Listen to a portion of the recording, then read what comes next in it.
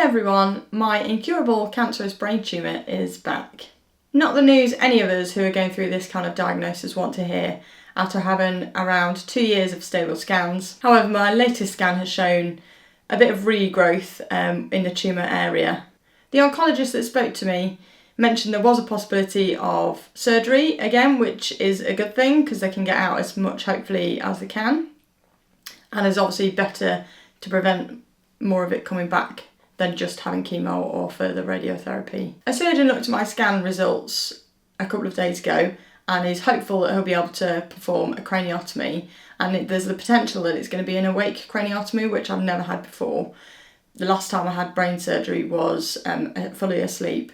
The thought of an awake craniotomy terrifies me because who wants to see all the surgeons and all the, gloves and medical equipment around you while people are operating on your head?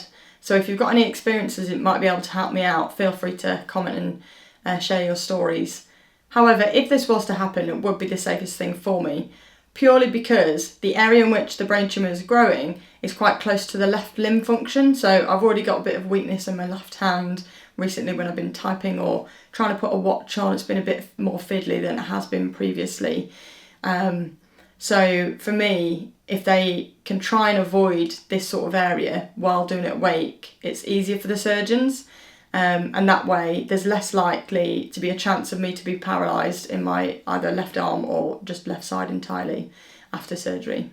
If they do plan to go ahead with surgery, after that I would be on another course of chemotherapy. And if they decide it's actually too risky because it's so close to the left side of my limb functions to do the surgery, then they're going to just put me straight onto a type of chemotherapy treatment. Now, as you know, I try and stay as positive as I can about all the treatment and things that I'm going through. It was really hard to tell family and friends again that it returned. And although we expected it because it is an incurable diagnosis, so we expected it to come back at some point, we just didn't realise and didn't hope that it wouldn't come back so soon. If anything, I need to remind myself that it's smaller than the last tumour was. I'm fitter than I was before because I've in April ran the Brighton Marathon and literally last weekend ran the Great North Run. So I'm fitter than I was before, it's smaller than it was. Plus I've also had brain surgery before and I've had chemotherapy before.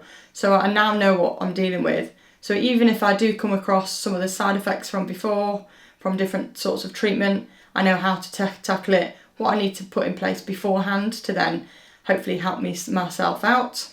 So the next step now is to go and have the appointment with the surgeon, which is in a couple of days, and hopefully he'll be able to answer some of these questions and talk me through what his thought process is after looking at my scans. So wish me luck, and we'll keep you posted on everything that's going on with my treatment wise. So stay strong and see you next time. And he's hopeful that he's able to